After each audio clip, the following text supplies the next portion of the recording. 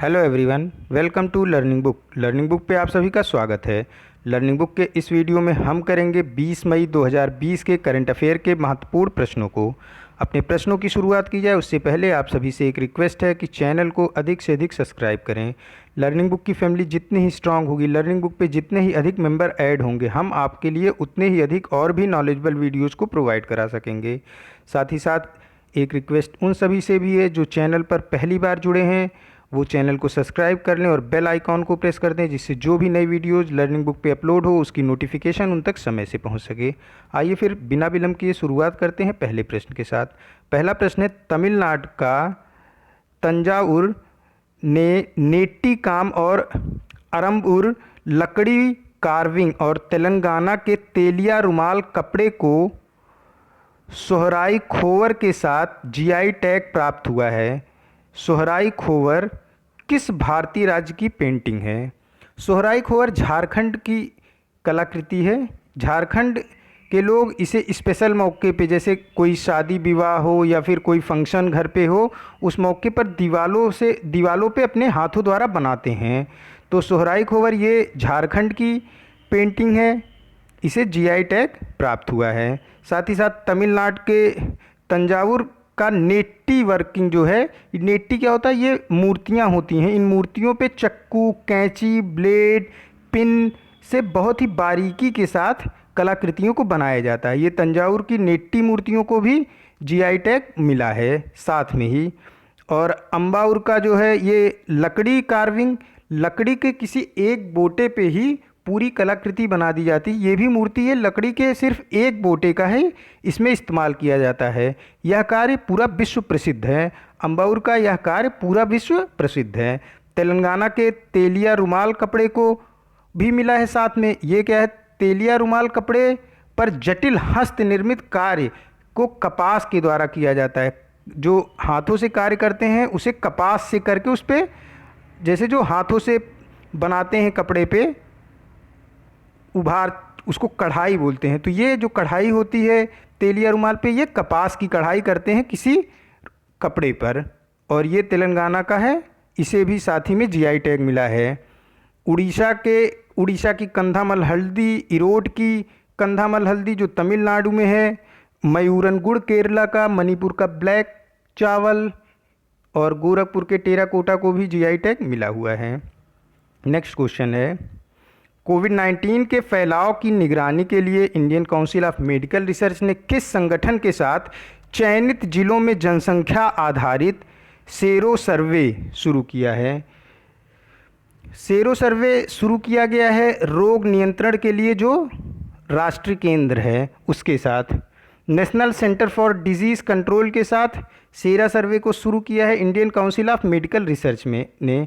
इसके अंतर्गत एक व्यवस्थित निगरानी स्थापित करने की व्यवस्था की जा रही है आईसीएमआर और national centre for disease control द्वारा। इसमें क्या होगा कि जो भी रेड जोन है, जो भी चयनित ज़िले होंगे इस सेरा सर्वे के लिए, उसमें प्रति सप्ताह प्रति ज़िले से 200 नमूने और प्रति माह, यानी एक महीने में 4 सप्ताह होते हैं तो टोटल 800 नमूने को लिया जाएगा। और इन जिलों में 6 सार्वजनिक अस्पताल और 4 निजी अस्पतालों का चयन किया जाएगा और ये सारे नमूने वहीं पे टेस्ट होंगे। इससे क्या है कि ये ज़िले जैसे अभी रेड अलर्ट में हैं और कुछ दिन में ये रेड अलर्ट से हट भी जाते हैं, तो भी जो एरिया रेड अलर्ट घोषित किया गया उसमें आगामी कुछ दिनों तक ये व्यवस्था लागू रहेगी कि प्रति सप्ताह 200 नमूने उन एरिया से कलेक्ट किए जाएंगे और उनकी रैंडम कलेक्शन होगा और उनकी जांच की जाएगी। इसके लिए इन चयनित जिलों में 6 सार्वजनिक और 4 निजी स्वास्थ्य केंद्रों का चयन होगा। National centre for disease control का हेडक्वार्टर नई दिल्ली में है। इसके डायरेक्टर सुजीत कुमार सिंह हैं। ICMR Indian council of medical research का भी हेडक्वार्टर नई दिल्ली में है और इसके डायरेक्टर डॉक्टर बलराम भार्गव हैं। तो ऑप्शन सी करेक्ट इसका हो जाएगा। नेक्स्ट क्वेश्चन है, दक्षिण रेलवे के किस भाग ने केरल डाक विभाग के साथ लॉकडाउन के दौरान दरवाजों पर डिलीवरी और पिकअप के लिए भागीदारी की है? रेलवे जो है इंडिया पोस्ट की हेल्प करता है सामानों को इधर से उधर पहुंचाने में। स्पीड पोस्ट में। तो इसमें क्या है कि लॉकडाउन के दौरान लोग घरों से नहीं निकल पा रहे हैं, तो इसलिए रेलवे ने डाक विभाग केरल तिरुवनंतपुरम का जो डाक विभाग है उससे एक समझौता किया है। डाक विभाग तिरुवनंतपुरम का लोगों के घरों तक जाएगा और वहाँ से डिलीवरी को पिकअप करेगा। जैसे आपको किसी को कोई गिफ्ट देना है या फिर कोई सामान भेजना है, लैपटॉप भेजना है, मोबाइल फ़ोन भेजना है, तो आप डाक विभाग या रेलवे को बताएं, तो रेलवे और रेलवे की मदद से डाक विभाग आपके घर पे आएगा और वो आपके सामान को ले जाके रेलवे में जमा कर देगा। रेलवे आपके सामान को पहुंचा देगा जहां पे भेजना है और फिर वो डाक विभाग के द्वारा जहां पे आपने भेजा है वो पहुंच जाएगा। या फिर किसी ने आपको सामान भेजा है तो डाक विभाग और रेलवे की मदद से ये सामान आप तक पहुंच जाएगा। यह है क्या कि लॉकडाउन के दौरान लोग घरों से नहीं निकल पा रहे हैं, तो रेलवे और तिरुवनंतपुरम के रेलवे और डाक विभाग ने ये समझौता किया है कि वो लोगों के घरों तक जाकर सामान को पिकअप करेंगे तथा सामानों की डिलीवरी देंगे। तो ऑप्शन ए इसका करेक्ट हो जाएगा कि दक्षिण रेलवे के तिरुवनंतपुरम भाग ने केरल डाक विभाग के साथ लॉकडाउन के दौरान दरवाजों पर डिलीवरी और पिकअप के लिए भागीदारी की है। नेक्स्ट क्वेश्चन है, पाकिस्तान के कब्जे वाले कश्मीर के स्थानों का नाम बताइए जो भारतीय मौसम विभाग इंडियन मेट्रोलॉजिकल डिपार्टमेंट के मौसम पूर्वानुमान में पहली बार शामिल किया गया। देखिए, जो लोग न्यूज़ सुनते हैं, रेगुलर देखते हैं, वो देखते हैं कि मौसम का पूर्वानुमान, मौसम का फोरकास्ट किया जाता है न्यूज़ में। तो इसमें अभी तक हमारी जो इंडियन न्यूज़ एजेंसीज थी, ये पाकिस्तान ने जिस कश्मीर पर कब्जा कर लिया है, वो पाकिस्तान ने भारत के जिस कश्मीर पर कब्जा कर लिया था उसकी रिपोर्टिंग हमारी न्यूज़ चैनल अपने फोरकास्ट में नहीं करती थी। अभी हाल में ही जो भारत का मौसम विभाग है उसने उसकी भी फोरकास्टिंग शुरू कर दी है। ये दो स्थान है गिलगित बल्तिस्तान और मुजफ्फराबाद। इसको पाकिस्तान ने धोखे से भारत से कब्जा कर लिया था और इसकी फोरकास्ट भारत अभी तक नहीं करता था, लेकिन भारत अब इसकी फोरकास्ट शुरू कर दिया है। इससे यह सिद्ध हो जाता है कि यह भारत का अटूट अंग था और है भी, और भारत ने इसे कभी छोड़ा नहीं है। और इसे इस नज़रिए से भी देखा जा रहा है कि आगे आने वाले समय में जिस जम्मू कश्मीर पे गलत तरीके से पाकिस्तान ने कब्जा कर लिया है उसे भारत पुनः अपने कब्जे में ले सकेगा। तो गिलगित बाल्टिस्तान और मुजफ्फराबाद के मौसम के पूर्वानुमान को भारत ने पहली बार शामिल किया है। तो ऑप्शन डी, ए और बी दोनों करेक्ट हो जाएगा। नेक्स्ट क्वेश्चन है, उस भारतीय राज्य का नाम बताइए जिसके पास 2017 में भारत में अंडर 5 और नवजात मृत्यु दर रुझानों की उपनगरीय मानचित्र global burden of disease study 2000 से 2017 तक के अनुसार सबसे अधिक संख्या में अंडर 5 और नवजात मौतें हुई हैं। देखिए, ये राज्य है उत्तर प्रदेश। उत्तर प्रदेश में सबसे अधिक मौतें हुई हैं अंडर 5, मतलब 5 साल से कम उम्र की जो मौतें हुई हैं वो सबसे ज़्यादा उत्तर प्रदेश में हुई हैं। 2000 से लेकर 2017 के बीच में एक रिपोर्ट जारी की गई जिसका शीर्षक था मानचित्र global burden of disease study 2000 से 2017। इसके अनुसार उत्तर प्रदेश में अंडर 5 यानी कि 5 साल से कम उम्र के बच्चों की मौत सबसे ज़्यादा हुई है। भारत में जो इन्फेंट का मॉर्टेलिटी रेट है वो मध्य प्रदेश का सबसे ज़्यादा है, वो 48 है। 1000 मतलब जो बच्चे पैदा होने के तुरंत बाद मर जाते हैं उनका जो सबसे ज़्यादा मॉर्टेलिटी रेट है वो मध्य प्रदेश का है। मध्य प्रदेश में 1000 बच्चों के जन्म लेने के बाद उसमें से 48 बच्चों की डेथ हो जाती है, यानी कि 48 बच्चों की मौत हो जाती है। ये पूरे इंडिया में सबसे ज़्यादा है मध्य प्रदेश में। और पूरे इंडिया का इन्फेंट मॉर्टेलिटी रेट ये 32 है, यानी पूरे भारत को अगर देखा जाएगा तो हर 1000 बच्चे पे 32 बच्चों की मौत हो जाती है।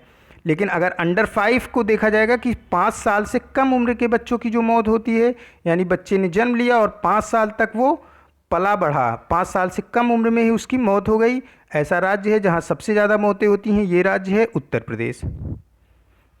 नेक्स्ट क्वेश्चन है, कोविड-19 से लड़ने के लिए संघाई स्थित ब्रिक्स के न्यू डेवलपमेंट बैंक ने भारत को ऋण के रूप में कितना अनुदान दिया है?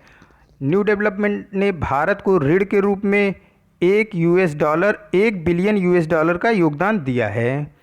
और वर्ल्ड बैंक ने भी भारत को 1 बिलियन यूएस डॉलर की 2 किस्तें दी हैं, यानी कि टोटल वर्ल्ड बैंक ने 2 बिलियन दिया है। 1 बिलियन उसने अप्रैल मंथ में रिलीज़ किया था और 1 बिलियन अभी दिया है मई मंथ में।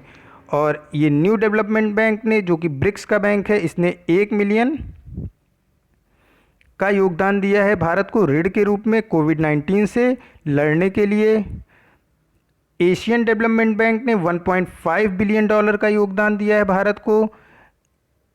इंटरनेशनल मॉनेटरी फंड ने टोटल 4 बिलियन यूएस डॉलर दिया है भारत को कोविड-19 से लड़ने के लिए। तो इसका ऑप्शन करेक्ट हो जाएगा 1 billion US dollar, option D. Next question है, किस देश के रोग नियंत्रण और रोकथाम केंद्र ने कोविड-19 का मुकाबला करने के लिए भारत को 3.6 मिलियन अमेरिकन डॉलर देने का वादा किया है? भारत को 3.6 मिलियन अमेरिकन डॉलर देने का वादा करने वाला देश है संयुक्त राज्य अमेरिका। यानी अमेरिका ने खुद भारत को 3.6 मिलियन अमेरिकी डॉलर देने का वादा किया है ताकि भारत कोविड-19 रोग पर नियंत्रण कर सके और रोकथाम केंद्रों की स्थापना कर सके। नेक्स्ट क्वेश्चन है, मध्य प्रदेश सरकार ने गरीब और दलित समुदायों के जीवन को मजबूत करने के लिए संबल योजना को फिर से शुरू किया है। मध्य प्रदेश के राज्यपाल कौन हैं? मध्य प्रदेश के राज्यपाल लालजी टंडन हैं। यहाँ के मुख्यमंत्री शिवराज सिंह चौहान हैं। मध्य प्रदेश की राजधानी भोपाल है। संबल योजना क्या है कि जो गरीब और दलित समुदाय हैं उनको सामाजिक सुरक्षा प्रदान करने के लिए संबल योजना में शिक्षा, गर्भावस्था के दौरान और खेल कूद में बढ़ावा देने के लिए कई सारी योजनाओं को मिलाकर दलितों के लिए पेश किया गया है। इसमें क्या है कि शिक्षा के दौरान पूरे मध्य प्रदेश स्टेट से जो टॉपर, मतलब कि जो दलित समुदाय के टॉप के 5,000 बच्चे होंगे उनको सरकार 30,000 रुपये देगी अनुदान राशि, ताकि वो अपनी पढ़ाई को आगे जारी रख सकें। गर्भावस्था के दौरान 4,000 रुपये महिलाओं को दिया जाएगा तथा प्रसव के बाद यानी बच्चे के पैदा होने के बाद 12,000 रुपये का अनुदान सरकार देगी दलित समुदाय और गरीबों को। अखिल भारतीय विश्वविद्यालय राष्ट्रीय खेल प्रतियोगिता में भाग लेने वाले दलित परिवार के सदस्यों को 50,000 रुपये की प्रोत्साहन राशि दी जाएगी। मैं पूरा फिर से रिपीट करता हूँ। संबल योजना में के अंतर्गत जो भी दलित परिवार और गरीब परिवार मध्य प्रदेश से संबंध रखता है उसको शिक्षा के लिए, जो दलित परिवार के टॉप के 5,000 बच्चे होंगे यानी एससी कैटेगरी के शुरुआती 5,000 बच्चे जो इंटर में शुरुआत में, मतलब टॉपर 500 बच्चों को 30,000 रुपये का अनुदान सरकार देगी। दलित परिवार के महिलाओं के लिए, दलित समुदाय के महिलाओं के लिए प्रसव के दौरान गर्भावस्था के दौरान 4,000 रुपये तथा प्रसव के बाद 12,000 रुपये का अनुदान देगी। और कोई ऐसी फैमिली, दलित फैमिली जो कि अखिल भारतीय विश्वविद्यालय राष्ट्रीय खेल प्रतियोगिता में भाग लिया है, जिस फैमिली के किसी भी एक सदस्य ने, तो उसके परिवार को 50,000 रुपये प्रोत्साहन राशि दी जाएगी। और मध्य प्रदेश के राज्यपाल लालजी टंडन हैं। नेक्स्ट क्वेश्चन है, किस विश्वविद्यालय के खगोलविदों ने एक नया दुर्लभ सुपर अर्थ की खोज की है? सुपर अर्थ की खोज की है कैंटरबरी विश्वविद्यालय ने। कैंटरबरी विश्वविद्यालय न्यूजीलैंड में स्थित है। कैंटरबरी विश्वविद्यालय ने 1 लाख सुपर अर्थ की खोज की है। तो सुपर अर्थ की खोज करने वाला विश्वविद्यालय कौन सा है? ये कैंटरबरी विश्वविद्यालय, जो कि न्यूजीलैंड का विश्वविद्यालय है। ऑप्शन सी इसका करेक्ट हो जाएगा। नेक्स्ट क्वेश्चन है, भारत के पूर्व मुक्केबाज अखिल कुमार को राष्ट्रीय डोपिंग एजेंसी नाडा के अनुसार पैनल में फिर से शामिल किया गया है। नाडा के महानिदेशक कौन हैं? नाडा के महानिदेशक नवीन अग्रवाल हैं। जो मुक्केबाज अखिल कुमार हैं, इन्होंने राष्ट्रमंडल खेलों में भारत के लिए स्वर्ण पदक जीता है। इन्हें नाडा में सदस्य के तौर पे पैनल में शामिल किया गया है। नाडा का क्या कार्य है? नाडा है नेशनल डोपिंग एजेंसी। ये खिलाड़ियों को अपने प्रदर्शन को सुधारने के लिए कोई प्रतिबंधित दवा ना इस्तेमाल कर सकें, उसी के लिए नाडा का निर्माण हुआ है कि कोई खिलाड़ी अपने प्रदर्शन को सुधारने के लिए प्रतिबंधित दवाओं का इस्तेमाल ना कर सके। इसके लिए नाडा को बनाया गया था। नाडा का हेडक्वार्टर नई दिल्ली में है। इसके महानिदेशक नवीन अग्रवाल हैं और इसमें अभी अभी इसके पैनल में शामिल हुए अखिल कुमार, जिन्होंने राष्ट्रमंडल खेलों में भारत के लिए स्वर्ण पदक जीता है। और ऊपर वाले क्वेश्चन से रिलेटेड एक फैक्ट मुझे और याद आ रहा है, मैं वो रिपीट कर देता हूँ। इसका क्वेश्चन कराया जा चुका है। चाइना अंतरिक्ष में स्टेशन का निर्माण कर रहा है जिससे चाइना अंतरिक्ष पर मानव यात्रियों को भेज सके। उस चाइना की यह योजना है कि वह अंतरिक्ष स्टेशन 2022 तक पूरा कर ले। अभी तक पूरे विश्व में अमेरिका एक अकेला ऐसा देश है जो अंतरिक्ष पर यात्रियों को भेजने का कार्य करता है। अगर चाइना ने 2022 तक अंतरिक्ष स्टेशन का निर्माण कर लिया तो अमेरिका के बाद ऐसा करने वाला दूसरा देश चाइना बन जाएगा। नाडा के महानिदेशक नवीन अग्रवाल हैं। नाडा का कार्य है कि ये खिलाड़ियों को प्रतिबंधित दवाओं के सेवन ना करने के लिए उत्तरदायित्व होता है। ये उनकी जांच करता है कि कोई खिलाड़ी अपने प्रदर्शन को सुधारने के लिए प्रतिबंधित दवाओं का सेवन ना कर सके। नेक्स्ट क्वेश्चन है, उस भारतीय हवाई अड्डे का नाम बताइए जिसने भारत और मध्य एशिया में सर्वश्रेष्ठ क्षेत्रीय हवाई अड्डे के लिए स्काई स्टार्क्स अवार्ड 2020 जीता है। स्काई स्टार्क्स अवार्ड 2020 जीतने वाला हवाई अड्डा केम्पेनगौड़ा अंतर्राष्ट्रीय हवाई अड्डा है। केम्पेनगौड़ा अंतर्राष्ट्रीय हवाई अड्डा बेंगलुरु में स्थित है।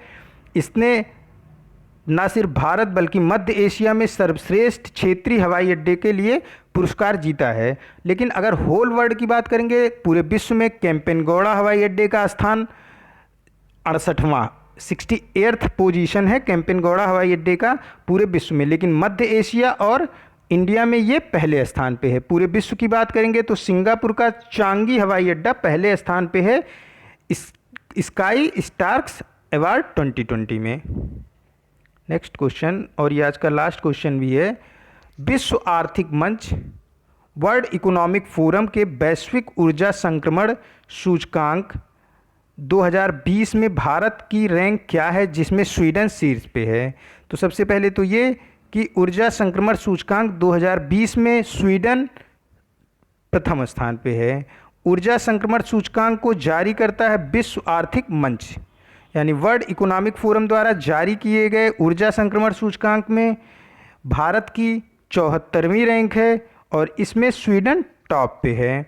इसमें कुल 115 देशों को इसमें लिया गया था विश्व आर्थिक मंच वर्ल्ड इकोनॉमिक फोरम द्वारा। यह सूचकांक प्रत्येक देश द्वारा सुरक्षित, टिकाऊ, सस्ती, समावेशी भविष्य की ऊर्जा प्रणाली के लिए किए गए कार्यों को ध्यान में रखते हुए बनाया जाता है। पिछले वर्ष यानी 2019 में भारत की इसमें रैंकिंग 76 थी। भारत ने 2 पायदानों की छलांग लगाते हुए 74वीं अंक हासिल कर ली है 2020 में। यह आज का लास्ट क्वेश्चन था। मिलते हैं नए करंट अफेयर के साथ नेक्स्ट वीडियो में। Keep study on learning book. Thank you for watching this.